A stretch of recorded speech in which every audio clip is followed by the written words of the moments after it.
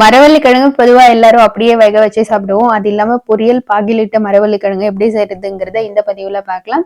இது பொதுவாவே 6ல இருந்து 8 மாசத்துல வளரக்கூடியது. ஒரு கிளைக்கு மேல ஒரு 2 இல்லைன்னா 3 கிளை விட்டிருந்தா அந்த கிழங்கு அதுல பெருசாகி வளர்ந்துடுச்சு அப்படின்னு அர்த்தம். அந்த டைம்ல நாம பிடுங்கி எடுத்துடலாம்.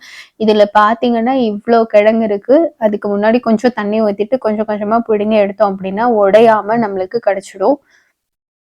இந்த கிழங்கு பிடுங்கி எடுக்கும்போது உடையாம எடுக்கிறது கொஞ்சம் கஷ்டம். அதே மாதிரி இந்த கிளைகளோ இல்ல இந்த மரத்தினுடைய வேரையோ நம்ம வெட்டி இன்னொரு நடவுக்கு நம்ம பயன்படுத்திக்கலாம். இந்த மரவள்ளி கிழங்கு பாத்தீங்கன்னா ரொம்ப பெருசா இருந்தது. ஒரு 8 மந்த்ல நாங்க இது பிடுங்கி எடுத்தோம். இதை ஒவ்வொன்னா இப்படி கட் பண்ணி எடுத்துக்கலாம். மோர் தென் 3 kgs வந்திருக்கும். 3.5 இல்லைன்னா 4 kg வந்திருக்கும்.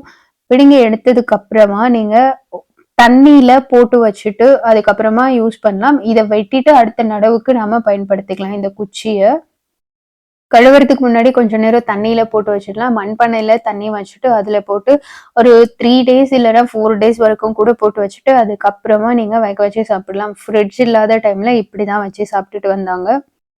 மண்ணெல்லாம் போற மாதிரி நல்லா கழுவி அலசி எடுத்துட்டு அதுக்கப்புறமா ஒவ்வொன்னா காய வைக்கிற மாதிரி எடுத்துட்டு பட் அந்த தோல் எல்லாம் சீவிட்டு தான் நம்ம பயன்படுத்தணும்.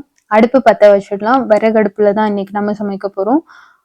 மரவள்ளி கிழங்குல பொதுவாகவே நம்மளுக்கு கார்போஹைட்ரேட், விட்டமின்ஸ், மினரல்ஸ் எல்லாமே நிறைஞ்சது. நம்மளுடைய ஸ்கின்னுக்கும் ஹேருக்கும் ரொம்பவே நல்லது. பொதுவாகவே கேரளால ஒரு மழை காலத்துல எல்லாம் இதை ஸ்டோர் பண்ணி வச்சுட்டு வெளியில போக முடியாதுன்றதுனால அப்போ ஃபுல்லாவே இதுதான் சமைச்சு சாப்பிடுவாங்க. இன்னைக்கும் அவங்களுடைய அன்றாட உணவுல இருக்கு. தமிழ்நாட்டிலயும் பல இடங்கள்ல இதான் அன்றாட உணவா நிறைய பேர் சாப்பிட்டுட்டு வராங்க. தோலை இப்படி சீவி எடுக்கிறதுக்கு கொஞ்சம் கஷ்டமா இருக்கும். கத்தியில கொஞ்சமா கோடு போட்டுட்டு அதுக்கப்புறம் சீவி எடுத்துடணும்.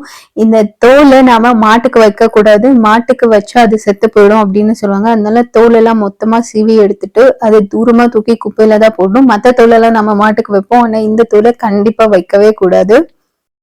ஒலை கொதிச்சதுக்கு அப்புறம் இல்லைன்னா மண் சட்டியில தண்ணி நல்லா கொதி வர ஆரம்பிச்சதுக்கு அப்புறம் தோல் சீவி எடுத்த கிழங்கு எல்லாம் அதுல போட்டுட்டு அதுக்கப்புறமா ஒரு தட்டு போட்டு அதை மூடிடலாம். அப்பதான் அவங்களுக்கு சீக்கிரமாவும் வேகும், நல்ல ஃபிளேவர்ஃபுல்லாவும் இருக்கும்.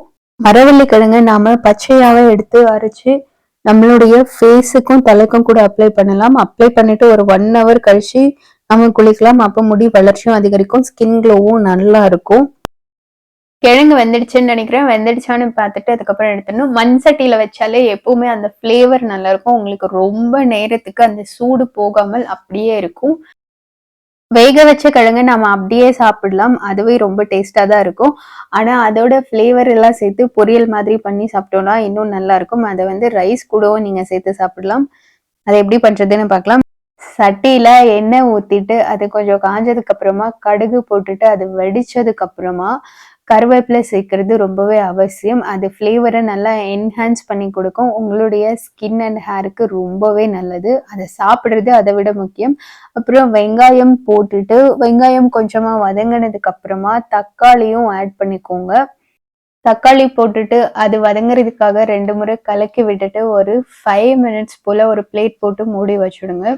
அதுக்கப்புறம் நல்லா வதங்கி வந்ததுக்கு அப்புறமா இஞ்சி பூண்டு பேஸ்ட், அது கூடவே பச்சை மிளகாயும் கொஞ்சம் உங்க காரத்துக்கு ஏத்த மாதிரி ஆட் பண்ணிட்டு எப்பவுமே மிளகாயோ இல்ல மிளகாத்தூளோ போடும்போது நாம கூடவே மஞ்சள் சேர்க்கணும். அப்பதான் அதனுடைய ப்ராப்ளம் ஏதாவது வந்தாலும் அதை சரி பண்ணும். தென் பெப்பர் பவுடர் கொஞ்சமா ஆட் பண்ணிக்கோங்க. ஆட் பண்ணினதுக்கு அப்புறமா நாம கிழங்கு ஏற்கனவே பிட்டு வச்சிருந்தாக்கா அதை எடுத்து இதுல ஆட் பண்ணும். இல்லைன்னா அந்த கிழங்கு நம்ம ஏற்கனவே வேக வச்சதை எடுத்து கொஞ்சம் கொஞ்சமா இந்த மாதிரி பிட்டு எடுக்கணும். கிழங்கு நம்ம உடைச்சு விட்டோம் அப்படின்னா தான் அந்த ஃப்ளேவர் எல்லாமே இதுல இறங்கி அந்த டேஸ்ட்டும் வேற மாதிரி இருக்கும். உடைச்சு வச்ச கிழங்கெல்லாம் இதுல ஆட் பண்ணிட்டு அதுக்கப்புறம் நல்லா கலக்கி விடுங்க. கலக்கி விட்டதுக்கு அப்புறமா லைட்டா கொஞ்சமா தண்ணி ஆட் பண்ணிட்டு அதுக்கப்புறமா தேங்காய் நாம ஆட் பண்ணும். 1 கப் தேங்காய் துருவி வச்சது நீங்க எடுத்து ஆட் பண்ணிட்டு கூடவே இந்துப்பும் உங்களுக்கு தேவை எவ்வளவோ அந்த அளவுக்கு ஆட் பண்ணுங்க. ஒயிட் சால்ட் யூஸ் பண்ண வேண்டாம். அதுக்கப்புறம் கொத்தமல்லி போட்டுட்டு பிளேட் போட்டு மூடி வச்சுடுங்க. உங்களுக்கு ஒரு 5 minutes கழிச்சு டேஸ்டான பொரியல் ரெடி ஆயிடுச்சு. இதை நீங்க அப்படியேவும் சாப்பிடலாம், இல்ல ரைஸ் கூட சேர்த்தும் சாப்பிடலாம். டேஸ்ட் பண்ணி பார்த்தீங்கன்னா உங்களுக்கு ரொம்ப ஃப்ளேவர் என்ஹான்ஸ் பண்ணி ரொம்பவே டேஸ்டா இருக்கும். பாகிலிட்ட மரவள்ளி கிழங்கு செய்யறதுக்கு ஒரு கடாயில தண்ணி கொஞ்சமா ஆட் பண்ணிட்டு கூடவே உங்களுக்கு நாட்டு சக்கரை சேர்த்துக்கோங்க. நாட்டு சக்கரை சேர்த்த உடனே கலக்கி விட்டுட்டு நம்ம அந்த பாகு தான் ரெடி பண்ண போகிறோம். அதனால ஏலக்காய் ஆட் பண்ணால் அந்த ஸ்வீட்டோட ஃப்ளேவர் உங்களுக்கு நல்லபடியாக கிடைக்கும். அப்புறம் நாம் உடச்சி வச்சுருந்த கிழங்கெல்லாம் அதில் போட்டு நல்லா மூடி வச்சுடுங்க.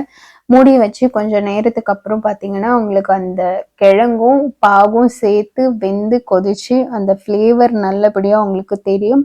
வெந்ததுக்கு அப்புறமா நீங்கள் பார்த்தீங்கன்னா உங்களுக்கு ரெடியாக இருக்கும். அதை எடுத்து நல்லா கலக்கிட்டு சர்வ் பண்ணிங்கன்னா சாப்பிட ரெடி ஆகிடும்.